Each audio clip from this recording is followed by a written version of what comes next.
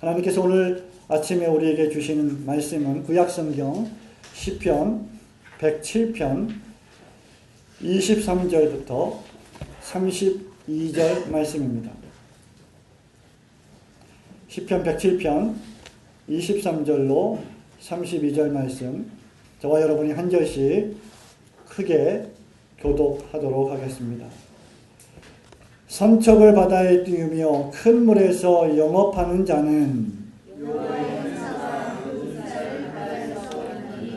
여호와께서 명하신즉 광풍이 일어나서 바다 물결을 일으키는도다.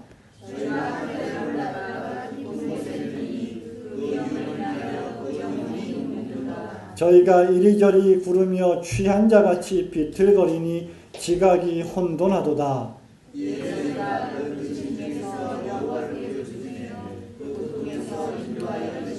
광풍을 평정히 하사 물결로 잔잔케 하시는도다.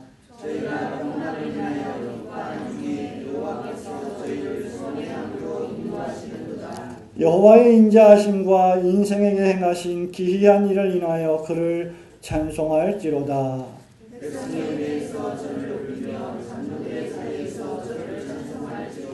아멘. 하나님께서 오늘 아침에 이 말씀을 통하여 우리에게 깨닫게 해주시는 은혜가 있기를 소원합니다. 2011년도인가요? 제가 미국에서 박사과정을 공부하고 있는 도중에 잠시 한국을 방문할 기회가 있었습니다. 그래서 어느 날 저는 한국으로 출국하기 이틀 전에 한국으로 가는 여행짐을 싸기 위해서 또 여러 가지 선물들을 준비하기 위해서 잠시 집을 나와서 제 아내와 함께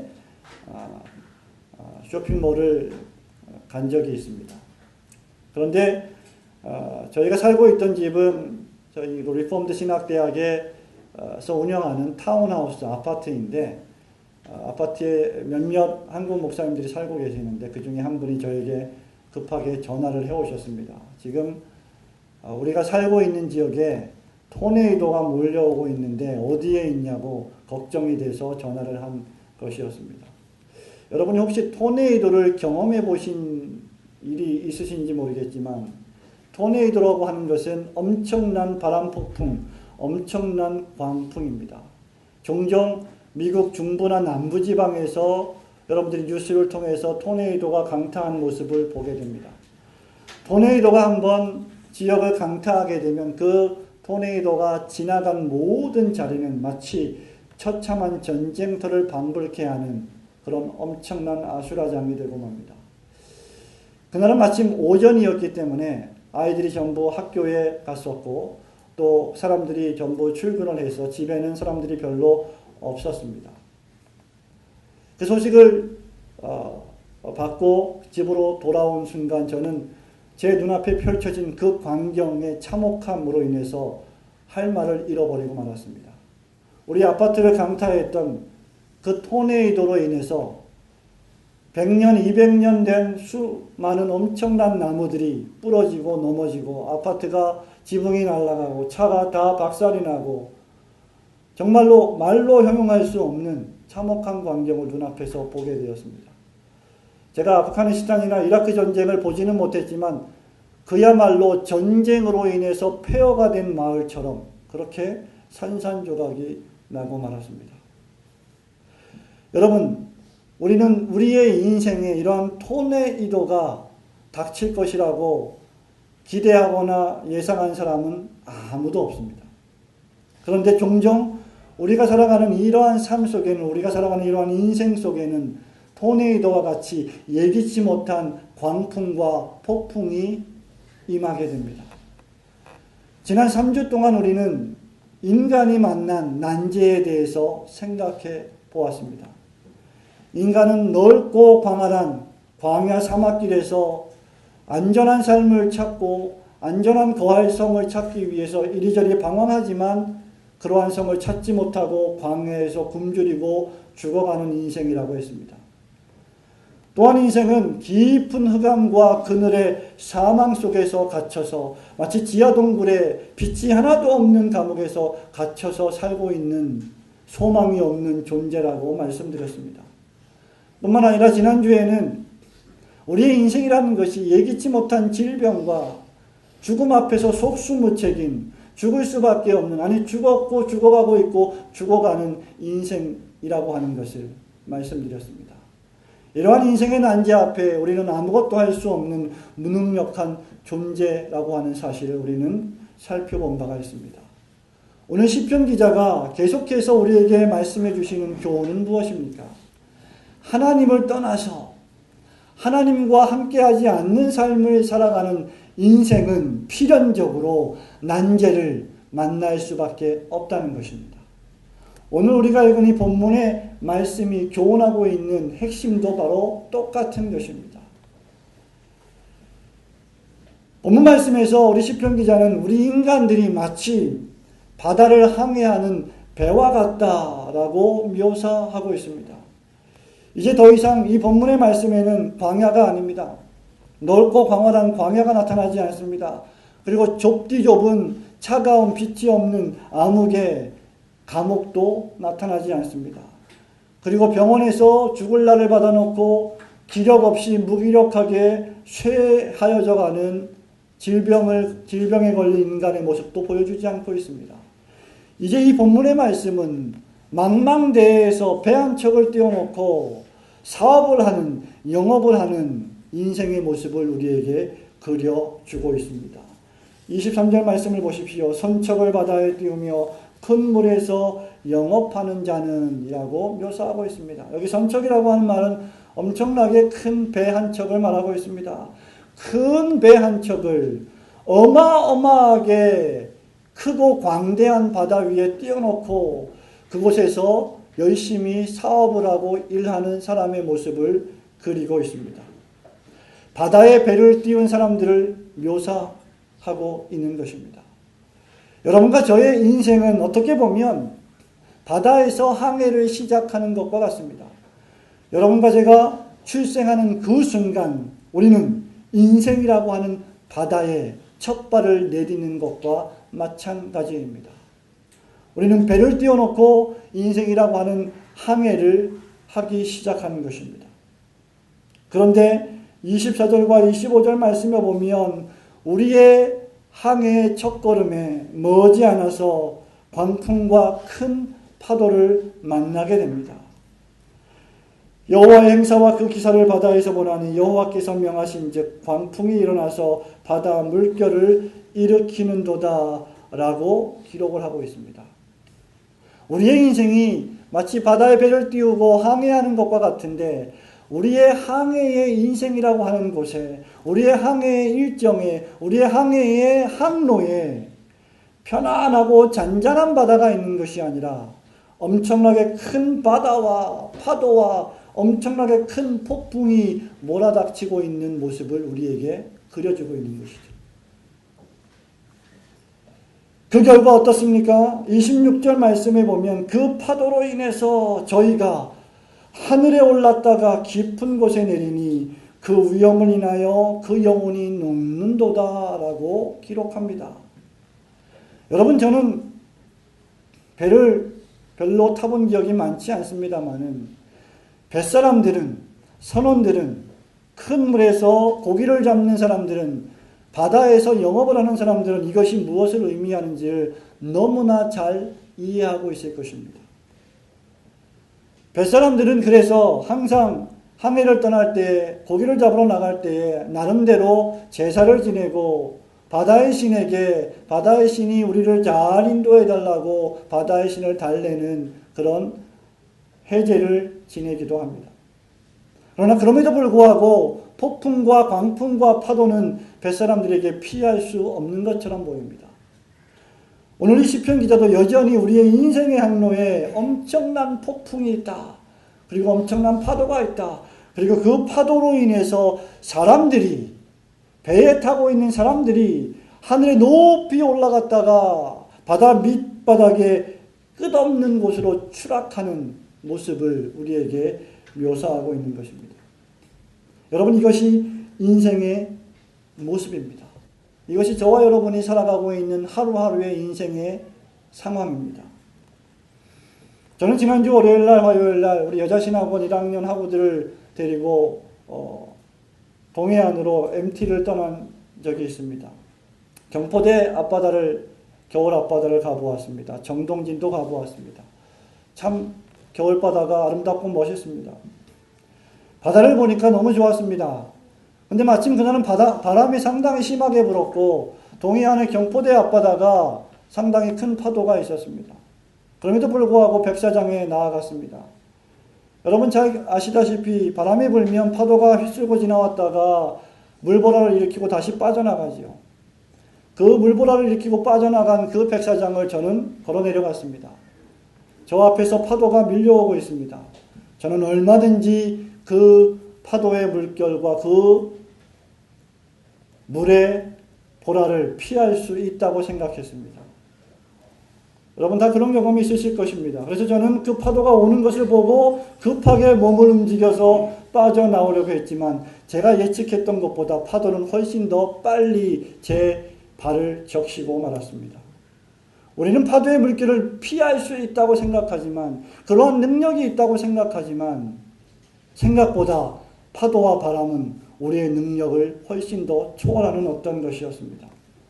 여러분 수년 전에 일본에 몰아닥친 쓰나미를 기억하십니까? 그 쓰나미를 보면 인간의 능력이라고 하는 것이 얼마나 보잘것없는지를 우리는 또 한 번 깨닫게 됩니다. 인생이라고 하는 것은 엄청난 광풍과 파도에 휩쓸려가는 배와도 같습니다.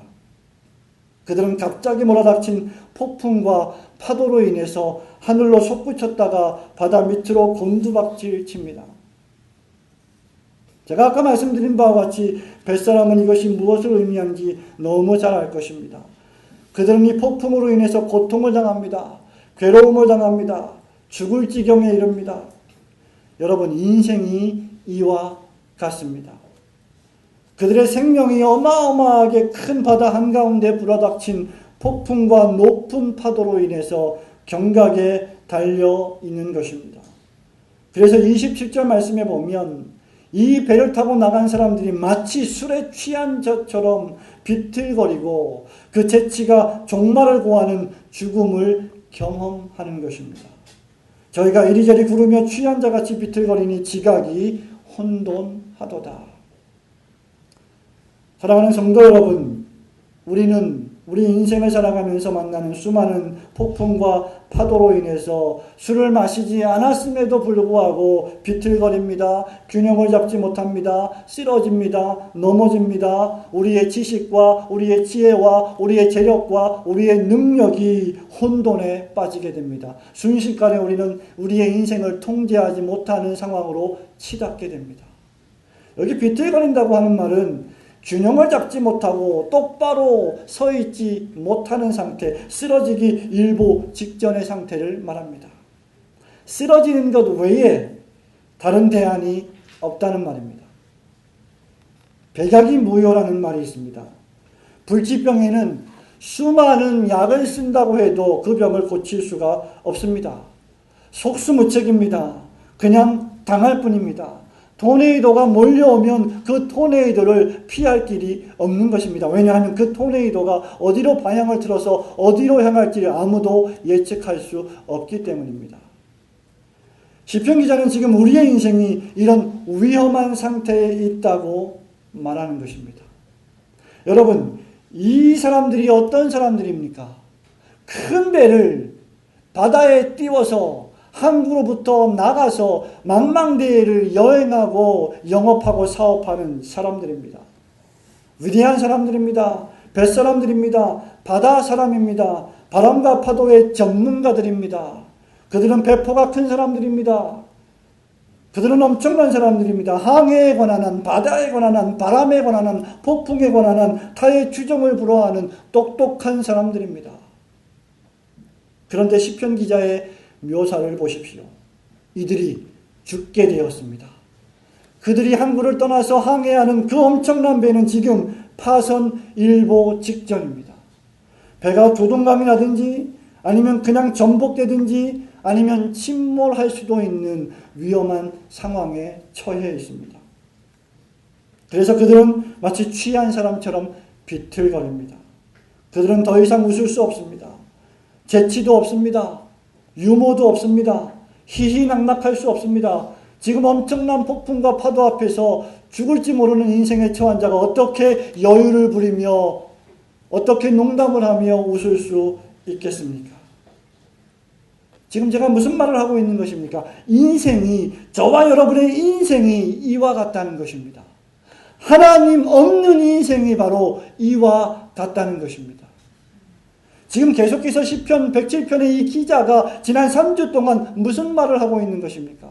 하나님 없이 안전히 거할 성을 찾는 길은 없다는 것입니다. 그렇게 인생의 길을 찾는 자들은 흑암 사망의 깊은 감옥에 갇히게 되고 질병과 사망에 걸려서 죽을 수밖에 없는 존재가 된다는 것입니다. 우리가 이 세상에 태어날 때 그것은 막 배를 타고 항구를 출발하는 인생의 배에 오르는 것과 같습니다. 우리 화린이는 그 인생의 배에 오른 지 얼마 되지 않습니다. 여러분과 저는 상당한 항해를 해왔습니다. 인생의 항해를 출발할 때 우리는 낙관합니다. 우리는 즐거워합니다. 기대합니다. 행복해합니다. 모든 일이 다 잘 될 것이라고 생각합니다. 가판에서는 브라스밴드가 출항을 기념하는 연주를 하며 우리의 인생 항해를 빵빠레를 울리며 축하해 줍니다. 우리의 인생에는 장밋빛 길만 가득할 것이라고 생각합니다. 그러나 우리의 인생의 항해를 출발하자마자 우리의 항해길에는 폭풍이 몰려옵니다. 파도가 들이닥칩니다. 그것 때문에 우리는 술을 마시지 않았음에도 술 취한 사람처럼 비틀거리게 됩니다. 죽음의 그림자를 직감하게 됩니다.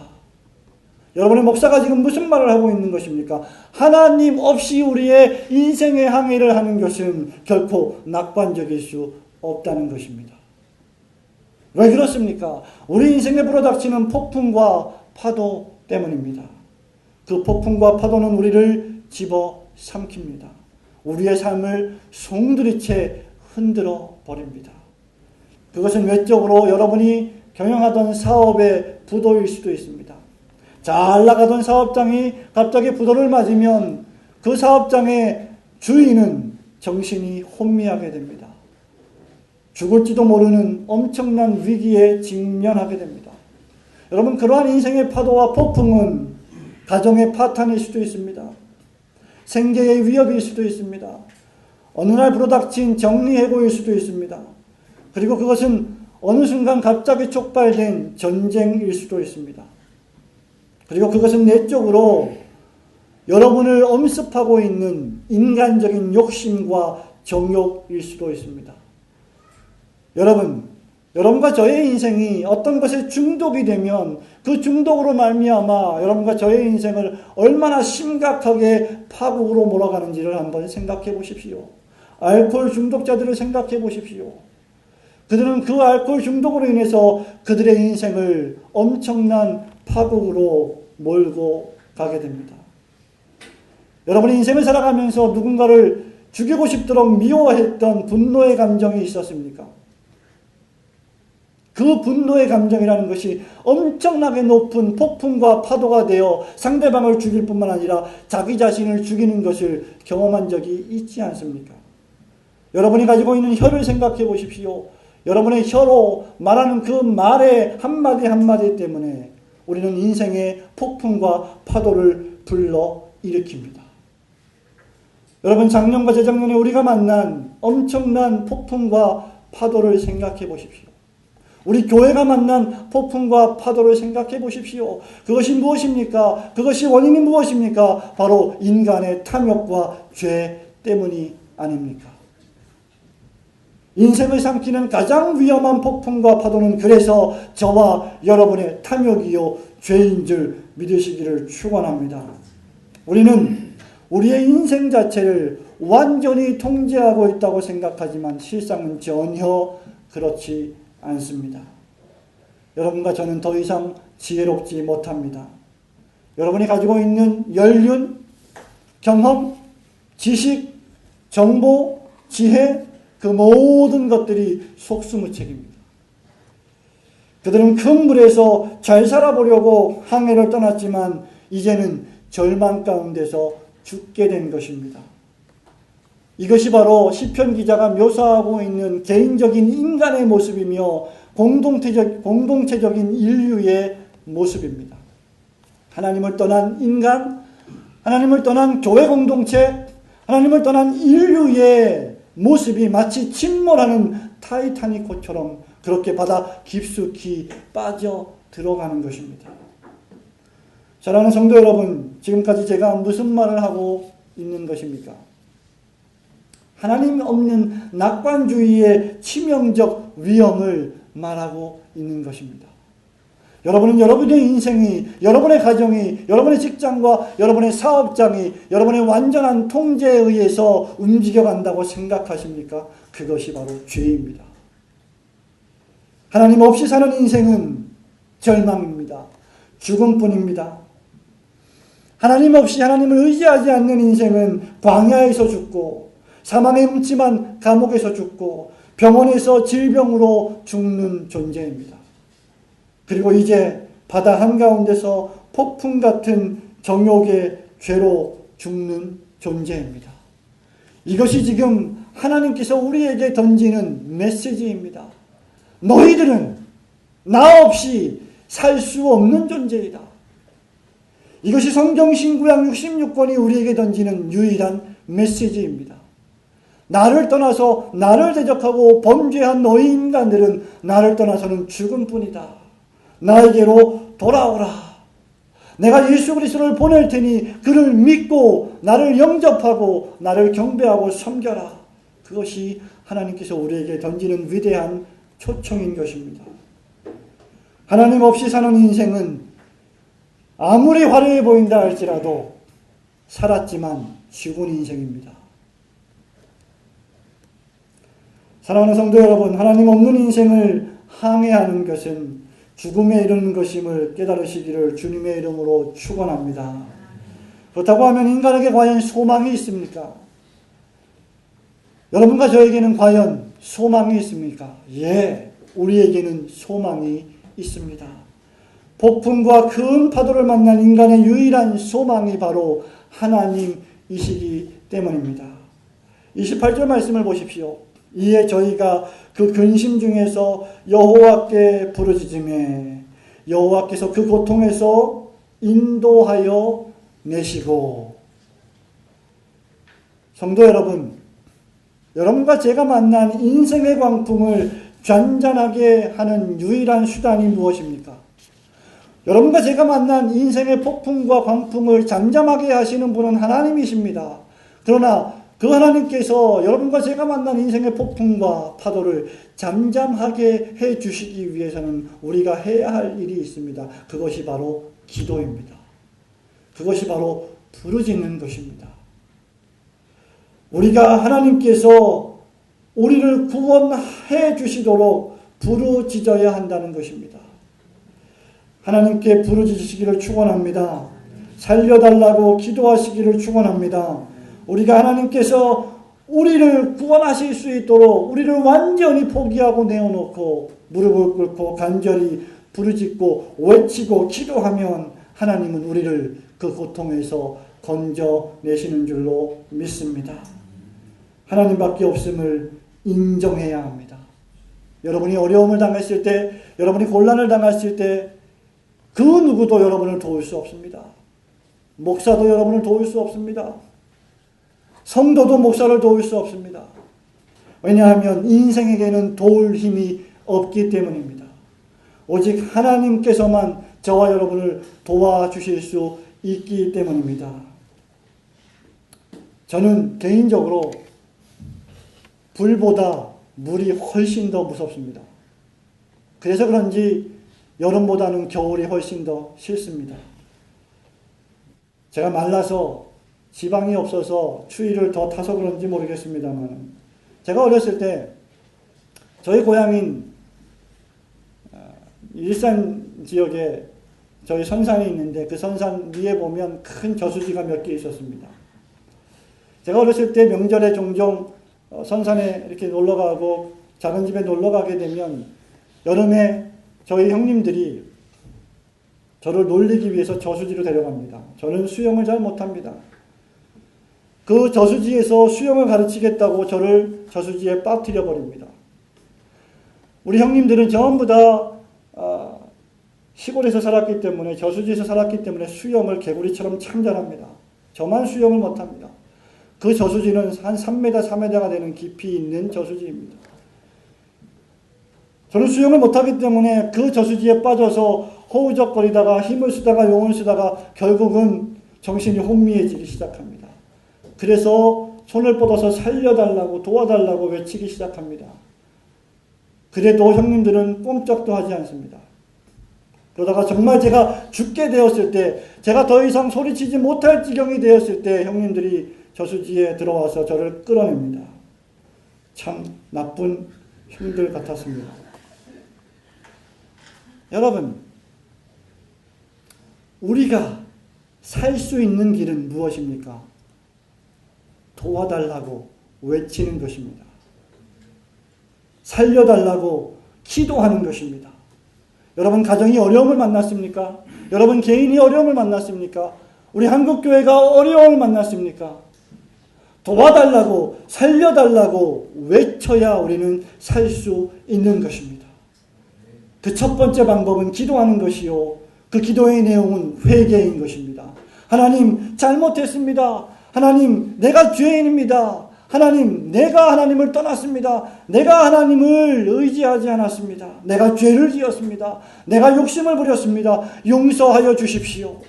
그때 하나님이 우리를 고치시는 것입니다. 하나님께서 우리를 어떻게 구원해내십니까? 하나님께서 폭풍의 한가운데로 걸어 들어오십니다. 하나님께서 저와 여러분의 인생 항해에 개입하시기 시작하십니다. 하나님께서 저와 여러분의 인생에 어떻게 개입하십니까? 예수 그리스도를 보내주십니다. 하나님이신 예수 그리스도를 사람의 몸을 입혀서 우리에게 보내어 주십니다. 그것이 구약 성경입니다. 그것이 오실 메시아를 예언하고 있는 구약입니다. 그것이 오신 메시아의 구속사역을 기록해 놓은 신약 성경입니다. 하나님이신 예수 그리스도께서 친히 세상에 오십니다. 요한복음 3장 16절에 하나님이 세상을 이처럼 사랑하사 독생자를 주셨으니 이는 그를 믿는 자마다 멸망치 않고 영생을 얻게 하려 하심이라. 여러분 믿습니까?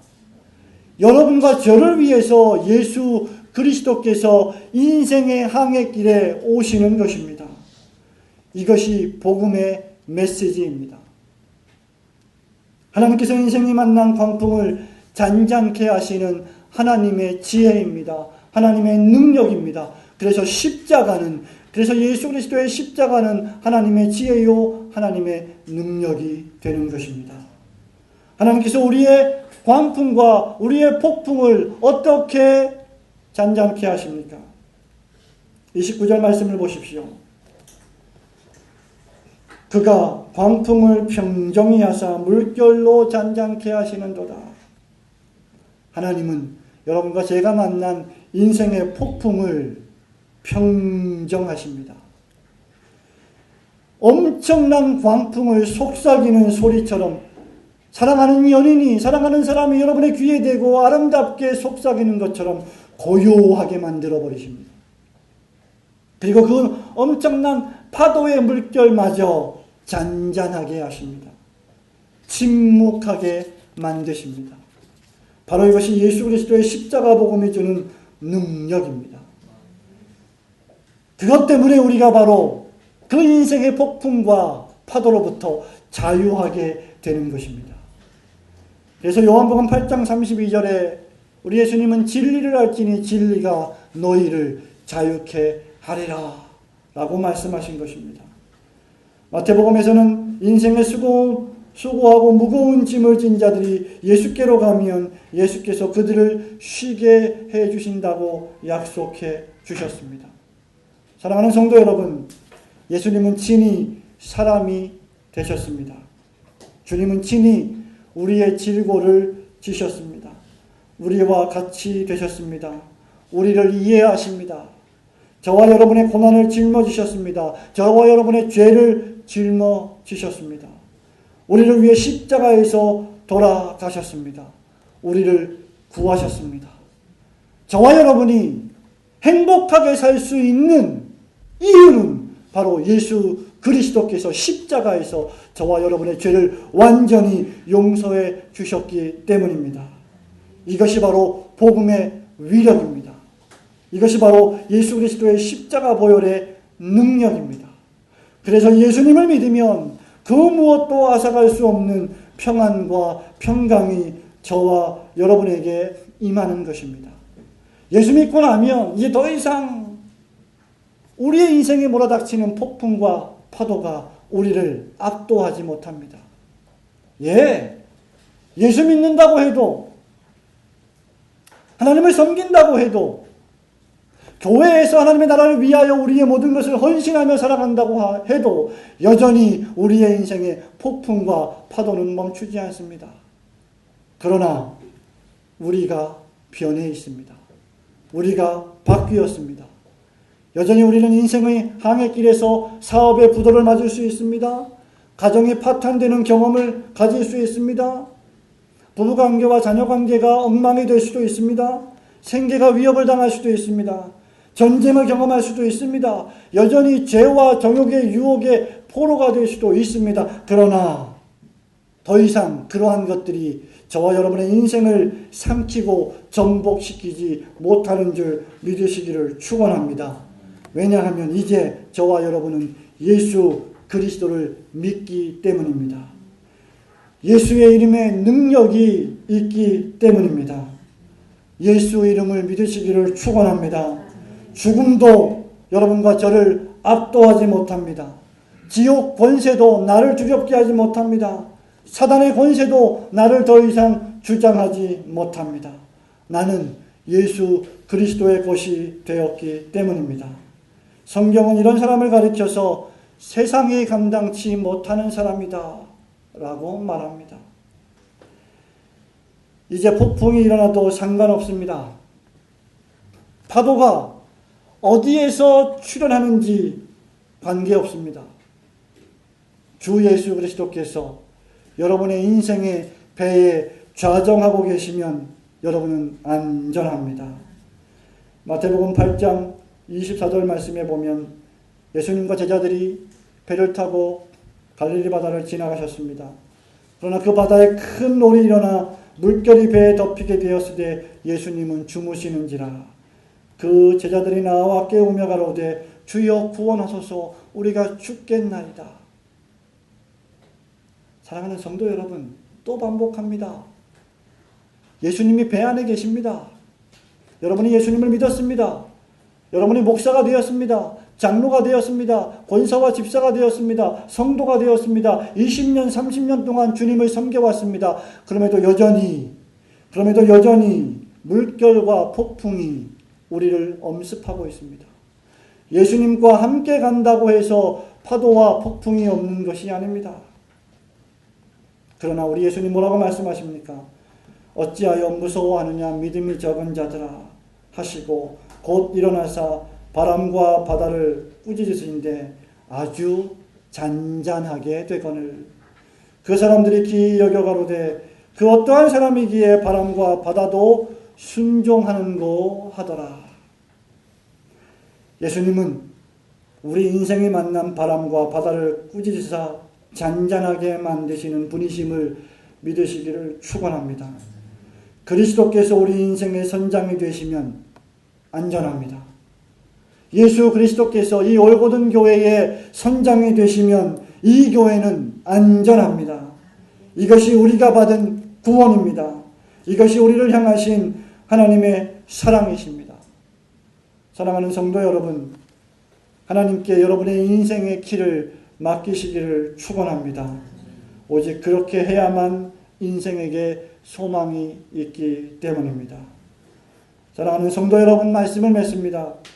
우리가 하나님께 부르짖고 우리의 인생의 길을 그분께 맡기면 하나님은 마침내 저와 여러분을 소원의 항구로 인도하실 줄 믿습니다. 30절 말씀을 저와 여러분이 다 함께 읽도록 하겠습니다. 시작. 저희가 평온함을 인하여 기뻐하는 중에 여호와께서 저희를 소원의 항구로 인도하시는도다. 여러분, 배를 타고 나간 사람들이 엄청난 폭풍과 파도를 만났을 때 가장 원하는 한 가지가 무엇인지 아십니까? 바로 그들이 바라는 항구로 되돌아가는 것입니다. 여기 소원의 항구라고 하는 것은 고통스러운 폭풍과 거친 파도를 넘어 우리가 꼭 도착하고 싶은 항구입니다. 그 항구가 어디입니까? 하나님의 나라입니다. 안전한 곳입니다. 구원의 항구입니다. 영생의 항구입니다. 예수 그리스도께서 여러분을 이끌고 가시는 항구입니다. 새로운 소망의 항구입니다. 하나님께서 보내신 예수 그리스도를 믿는 사람은 이 소원의 항구에 도착할 줄로 믿습니다. 그래서 이제 그의 인생은 새롭게 바뀝니다. 새로운 목적지가 생깁니다. 새로운 방향이 생깁니다. 새로운 사명이 생깁니다. 새로운 가치관이 생깁니다. 이제까지 육체를 위해 살았다가 이제는 썩지 않을 영원한 생명을 위해 사는 사람으로 변화합니다. 그저 먹고 사는 일에만 집중하는 육의 인생에서 하나님의 나라를 준비하는 영의 인생으로 바뀌는 삶을 체험합니다. 이제 여러분의 인생항해의 길을 예수님께 맡기시기를 축원합니다. 하나님께서 날마다 폭풍과 파도에서 구원해 주시며 안전한 소원의 항구로 인도해 주시는 놀라운 축복을 경험하는 올고든 교회 모든 성도들이 되시기를 주님의 이름으로 축원합니다.